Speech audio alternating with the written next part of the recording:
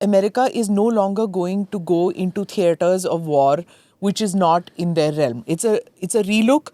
They don't see China anymore as their as a prime aggressor against their way of life. There's a complete shift that is there in their security doctrine. The world is also watching. If the security doctrine of America changes so radically, they have also got to change theirs, right? But for countries of the ASEAN region, they can't make that choice now to say, oh, okay, so America's not our security provider, let's look towards China. Can't do that, even though China is the only security provider other than America right now at this stage. So how does West Asia look at it? How does East Asia look at it? How should India look at it? Not I that would India clarify to you step by step. Right, sir. Firstly, the perception that the United States is not a credible security provider in any area of the world is now accepted. Okay. It's now an accepted view. I'm asking you as a layperson and me as a layperson, would you ever depend on the Americans for anything that was important to you? Given the state of affairs in the United States, a completely chaotic administration that changes its mind from time to time, place to place, its priority is completely skewed. It is a source of instability. The rest of the world has not yet prepared itself for its own security. Therefore, while the earlier arrangements and alignments are unraveling, new arrangements and alignments have not come up. We are in that churn. Okay. We are in that churn. Therefore, the world is insecure. Now, what the countries have to do is to function at three levels: the short term, the medium term, and the long term. In the short term, more or less, people take a band-aid approach, a quick fix solution. Buy some equipment here, some equipment there, so that in case you have an immediate security threat, you are protected. But you have to think in terms of the medium term. In the medium term, very slowly, more and more fresh relationships are being considered in the security arena. India is looking at Gulf countries in that regard. ASEAN is looking at various countries itself. ASEAN itself, let me clarify, is not the solid, united, resilient entity it used to be. Because it has differences. I mean, 10 countries can't always be agreeing. The world But that order. is their, वो उनकी खासियत है ना, that their diversity is what Yes, holds but them now together. you have serious issue. Myanmar is a major issue. The problem with regard to China and its claims in the South China Sea. All of these are so the medium term will call for certain arrangements which you will start from now, not necessarily show your hand, but you build towards the future. I would say the engagement with Russia and the engagements with China that we have started are part of this arrangement over a longer term. The flexible approach. The flexible approach over a longer term. Okay. And then you will have, I don't want to go far into the future because I don't know tomorrow and day after. So I'm not going to go there. But I'm going to talk about the short term. I can talk about the short term and speculate about the midterm. Okay. Say midterm about 5 years, short term 1 year plus, midterm 5 years.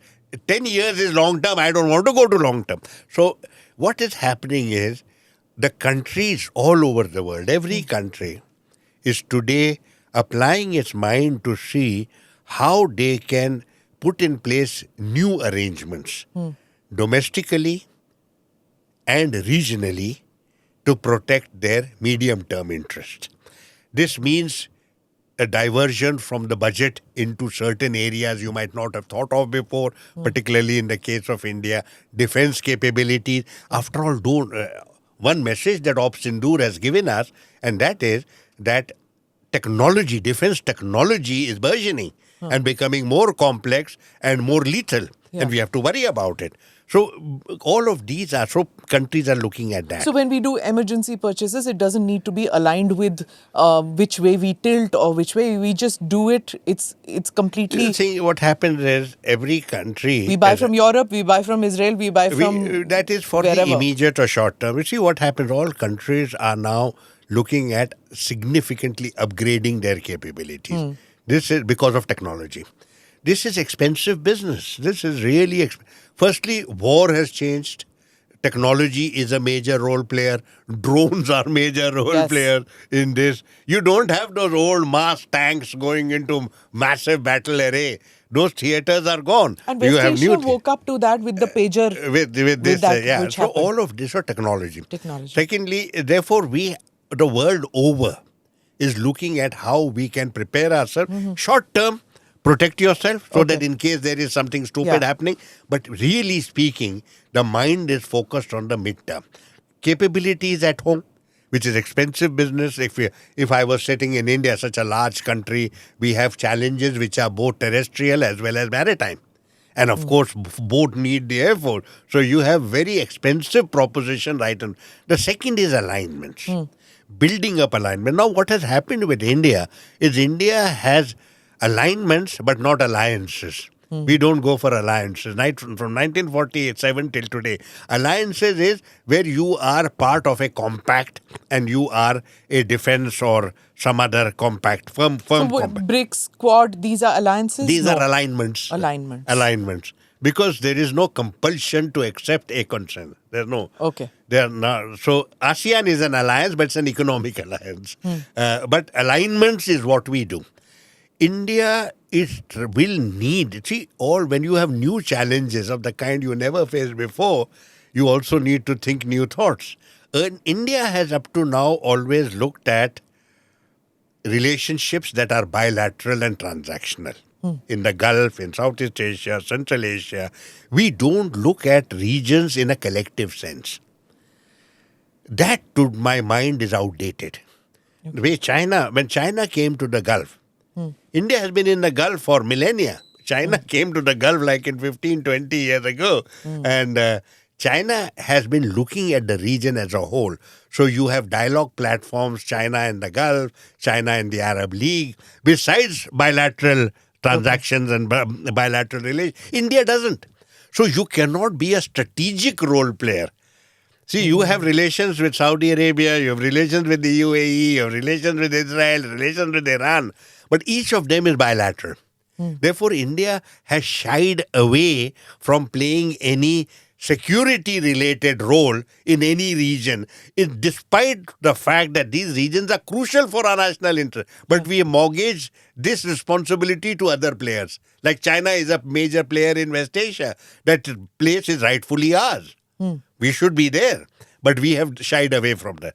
I would therefore suggest that over the medium term and possibly crawling into the long term, we have to rethink a strategic approach. You cannot continue the old way of bilateral and transactional. Countries if you want security in an alignment or an alliance, they also want the same security from you. Namaste, Jai Hind. You're watching ANI podcast with Smita Prakash. अगर हम उसको मस्जिद कहेंगे तो फिर विवाद होगा. The issue is टूटा है क्या भारत? 400 पार का मतलब ये है कि संविधान खतरे में है. क्या हम लोग ये निर्देश देते हैं कि फला को गिरफ्तार करके जेल डाल दें? वही तो कह रहे हैं सब. ये बेबुनियाद निराधार आरोप. सच्चा सुनना चाहो देखो स्मिता प्रकाश ANI. It does not lie.